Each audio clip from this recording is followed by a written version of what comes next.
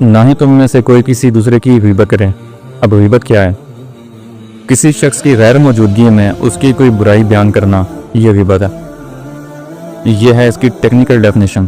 لیکن یہاں پہ بھی جان دیجئے کہ ہر غیبت غلط نہیں ہے۔ مثال کے طور پہ آپ کو کوئی بھائی ہے یا کوئی کزن ہے یا جو بھی ہے، دوست ہے، اگر وہ کہیں وہ رشتہ کرنا چاہتا ہے اور وہاں کے بارے میں آپ کے پاس کچھ ایسی معلومات ہیں جو اس کو علم نہیں ہے، اور آپ اس کو بتا رہے ہوتے ہو کہ یار وہاں پہ یہ معاملات ہیں، ذرا سوچ لو، اس میں در حقیقت غیبت نہیں ہے، بلکہ یہ اپنے اس بھائی کو اس برائی سے بچانے کی کوشش ہے۔ اس میں اس کے ساتھ اس خیر خواہی کا جذبہ ہے، نہ کہ ان کو بدنام کرنے کا۔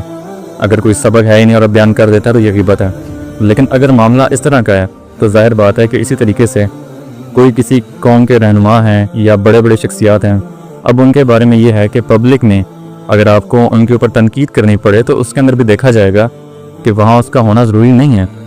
وہ جو بات آپ کر رہے ہیں قوم کی اور ملک کی بھلائی کے لیے کر رہے ہیں۔ اس طرح غیبت کی جو شکلیں ہیں وہ مختلف ہیں۔ ایک اور خیال لوگوں کو بڑا غلط ہے، اور وہ میں ایک حدیث کے ذریعے آپ کو حوالہ دیتا ہوں کہ آپ صلی اللہ علیہ وسلم سے سوال کیا گیا، یہ پوچھا گیا کہ غیبت کیا ہے۔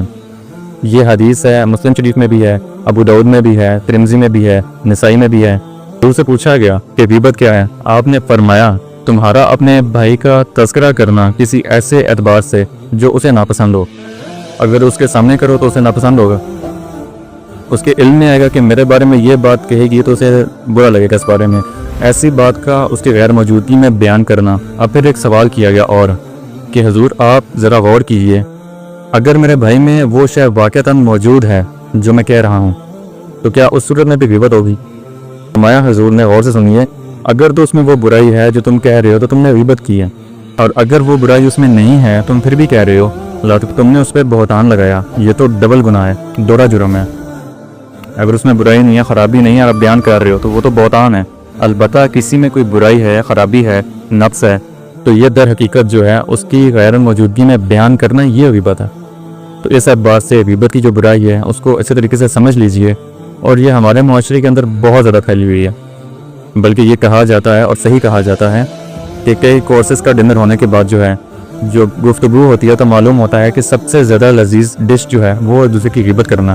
اور ہوتا کیا ہے، شادی کا یا کوئی تقریب ہے اور کھانا نہیں کھلا یا پھر کھانے میں لیٹ ہو گیا آپ کو، یا پھر بارات لیٹ ہو گئی ہے، تو جب تین لوگ بیٹھے ہوں گے تو کسی اور کی غیبت کریں گے، اور جب ان میں سے ایک اٹھ کے چلا جائے گا تو یہ دونوں اس کی غیبت کریں گے۔ یہ ہمارے معاشرے کی ایک عام سی چیز ہے، اور ہمارے معاشرے کی سب سے ڈیلیشیس چیز یہ ہے کہ غیبت کرنا، اور اسی سے شدت سے روکا گیا ہے، اس کی تفصیل دی گئی ہے۔ کیا تم میں سے کوئی شخص اسے پسند کرے گا کہ وہ اپنے مردہ بھائی کا گوشت کھائے؟ تو اس پر تو تمہیں گھن آ گئی، تمہیں بہت برا لگا۔ کوئی شخص گوارا کرے گا کہ اپنے مردہ بھائی کا گوشت کھائے وہ؟ لیکن سوچئے کہ ایسی تفصیل کیوں دی گئی۔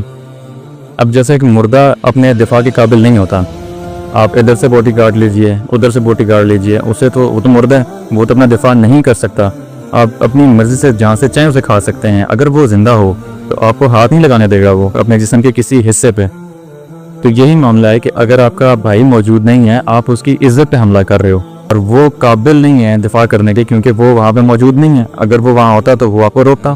اب کچھ لوگ کیا کرتے ہیں کہ اگر کسی میں واقعی برائی پائی جاتی ہے تو اس کو پبلکلی یا لوگوں میں یا چار بندوں میں بیٹھ کے منہ پہ اس کے بول دیتے ہیں کہ آپ تمہارے اندر یہ چیز ہے، یہ تم نے یہ جو بھی اس کے اندر عیب ہوتا ہے اس کو بتا دیتے ہیں۔ حالانکہ جس کا بہترین طریقہ ہے وہ یہ ہے کہ کسی بھائی کا کوئی عیب ہے اس کو علیحدگی میں جا کے بتاؤ کہ یار تمہارے اندر یہ نقص مجھے نظر آ رہا ہے، برا نہ ماننا، میں نے تمہاری اصلاح کے لیے بتایا، مجھے تم سے کوئی دشمنی نہیں ہے، کوئی فائدہ نقصان نہیں ہے، لیکن یہ تمہارے اندر ہے تو اس کو چینج کر لو یا اس کو بتا دو۔ یہ نہایت پسندیدہ بات ہے۔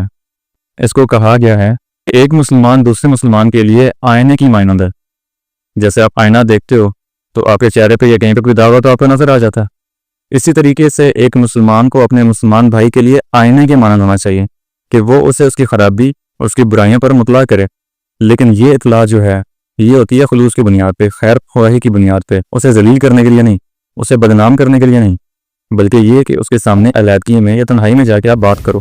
البتہ اس کی غیر موجودگی میں بات کی جائے وہ تو غیبت ہے، اور وہ بالکل صحیح تفصیل ہے جو قرآن میں استعمال ہوئی ہے۔ کیا تم میں سے کوئی شخص پسند کرے گا اپنے مردہ بھائی کا گوشت کھائے؟ بالکل کسی طریقے سے وہ تمہارا بھائی جو محفل میں نہیں ہے، وہ اپنی عزت کے دفاع پر قادر نہیں ہے۔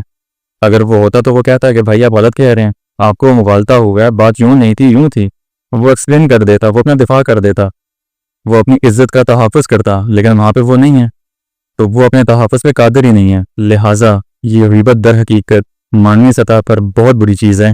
لہٰذا ہمیں غیبت سے بچنا چاہیے. ہاں کسی بھائی میں, دوست میں, یا آپ کے کسی قریبی میں آپ دیکھتے ہو کہ اس میں یہ برائی ہے, اس کو آپ علیحدہ کرو, اس سے بات کرو کہ یار ناراض نہ ہونا, مجھے یہ چیز ایسے لگی ہے. اب وہ ڈیٹیل دے دے گا کہ ہاں یار یہ واقعہ ایسی ہے, اس کے پیچھے کوئی وجہ ہے, تو اس طرح سے آپ اپنے معاملات کو ڈیل کر سکتے ہو. نہ کہ اس کو کسی محفل میں بٹھا کے ذلیل کیا جائے یا اس کی پیٹھ پیچھے بات کی جائے. اس سے ہمیں بچنا چاہیے.